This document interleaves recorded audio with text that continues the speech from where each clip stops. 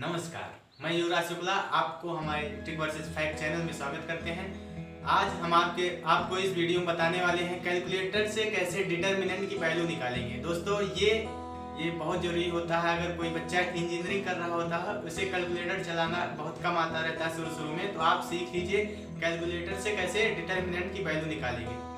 देखते रहिए हमारे वीडियो को अंत तक। आज हमारे इस वीडियो में हमारे साथ जुड़ चुके हैं मुक्ति गुप्ता जी, जो कि डिप्लोमा कर चुके हैं यूनिवर्सिटी से और अब बीटेक भी कर रहे हैं। तो ये आपको हमारे वीडियो में बताएंगे कैसे जो है कैलकुलेटर से डिटर्मिनेंट की वैल्यू निकाल दी जाती है। तो देखते रहिए वीडियो को अंत तक। चलिए अब आपको हम अपने स्क्रीन पे ले चलते हैं।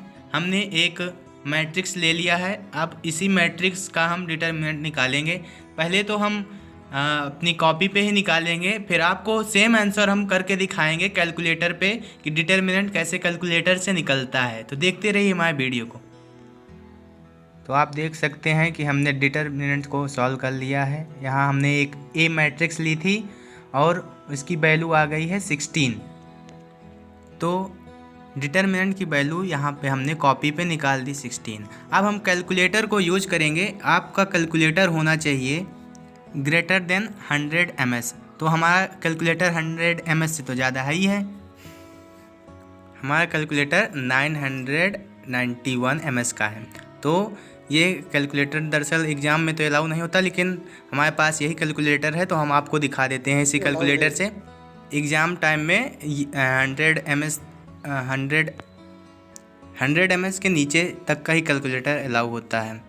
तो हमारा कैलकुलेटर 991 ms का है और डिटर्मिनेंट सॉल्व करने के लिए आपको 100 ms से ज़्यादा का कैलकुलेटर भी यूज करना होता है।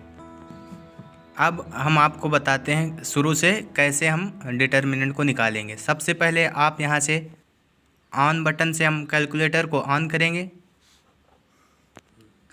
अब मोड बटन क्लिक करेंगे हम। यहाँ पे आपको कंपोजिशन कॉम्प्लेक्स लिखा मिलेगा। तो हम आगे बढ़ते हैं, एक बार और मोड दबाएंगे। अब यहाँ पे भी हमारा डिटर्मिनेंट का ऑप्शन नहीं आ रहा है। एक बार और दबाते हैं मोड बटन को। आप देखिए आ गया। अब यहाँ सेकंड नंबर पे मैट्रिक्स आ रहा है। तो हमको मैट्रिक्स ही सॉल्व करनी है। मैट्रिक्स से ही डिटर्मिनेंट सॉल्व होती है। तो हमको यहाँ से 2 दबाना है। हमने 2 दबा दिया। अब यहाँ लिख उठा। अब यहाँ देखिए आप मैट लिख उठा, इसका मतलब मैट्रिक्स। तो अब हम सॉल्व कर सकते हैं मैट्रिक्स को। अब जब मैट इस पर लिख उठे तो आपको शिफ्ट बटन दबानी होती है। आपने शिफ्ट बटन दबा दिया। शिफ्ट दबाने के बाद आपको अब 4 दबाना होगा। आपने 4 दबा दिया। अब यहाँ क्या लिख के आ गया, यहाँ पर 1 नंबर पे डिटर्मिनेंट 1 दबा दिया। आपने 1 दबाया तो ये आ गया लिख के। अब हमको 1 फिर दबाना है, ए लिखा था। अब यहाँ से आपको यमन पूछ रहा है कितनी, यम मतलब कितना रो और यन मतलब कितना कॉलम है। तो आपको यम सेलेक्ट करना है। आप देख सकते हैं यहाँ पर यम कितना है, नंबर ऑफ रो 3 है। तो आपको यहाँ से 3 लेना है। आपने 3 ले लिया। अब यन कितना है, यम आपने 3 लेके आपको इक्वल टू का साइन दबाना होगा। फिर आपको ये इंटरफेस देखने को मिलेगा। अब यन की वैल्यू आपको एंटर करनी होगी। यन भी हमने ले लिया 3। अब इक्वल टू का साइन फिर दबाएंगे। अब आपको यहाँ मैट 11 लिख के आ जाएगा। इसके बाद आपको मैट 11 का मतलब ये हुआ कि आपको मैट्रिक्स की वैल्यू जो है रो वाइज अब पुट करनी है। अब हम आपको रो वाइज मैट्रिक्स पुट करके यहाँ दिखाएंगे और इक्वल टू का साइन यहाँ से एक वैल्यू पुट करेंगे, इक्वल दबा देंगे, वैल्यू पुट हो जाएगी और ये कैलकुलेटर उसे नोट करता जाएगा। जैसे हमने यहाँ कॉपी में ये रो वाइज नोट किया है ए मैट्रिक्स को, इसी तरह कैलकुलेटर भी यहाँ पर आप नोट कर लेगा अपने मेमोरी में और लास्ट में आपका आंसर भी ला देगा। अब आप देखिए कैसे सॉल्व करते हैं यहाँ से। चलिए अब रो वाइज हम अपनी वैल्यू लेते हैं, देखते रहिए। हमने सबसे पहले 1 लिया क्योंकि यहाँ पर जो है 1 था पहली रो में, पहला एलिमेंट हमने 1 ले लिया है। अब इक्वल टू का साइन दबा दिए। अब यहाँ देखिए दूसरा एलिमेंट -3 है, तो -3 हमने ले लिया, इक्वल टू दबा दिया। देखिए तीसरा एलिमेंट 3 है, हमने यहाँ से 3 ले लिया, इक्वल टू दबा दिया। अब आ जाते हैं रो 2 पे। रो 2 में पहला एलिमेंट 3 है, 3 ले लिया, इक्वल टू दबा दिया। अब सेकेंड एलिमेंट क्या है रो 2 का, -5, 5 ले लिया, इक्वल टू दबा दिया। अब 3 लेंगे, इक्वल टू दबा दिए।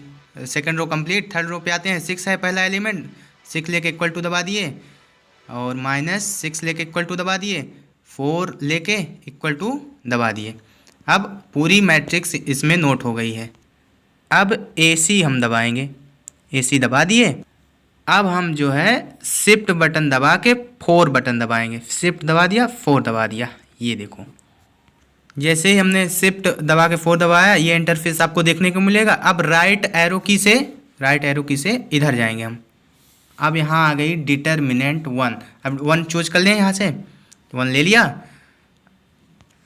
अब फिर से एक बार शिफ्ट दबा के 4 दबा देंगे। अब हमको यहाँ से मैट्रिक्स का ऑप्शन चुनना होता है, तो मैट के लिए 3 दबाएंगे, यहाँ 3 दबा दिया।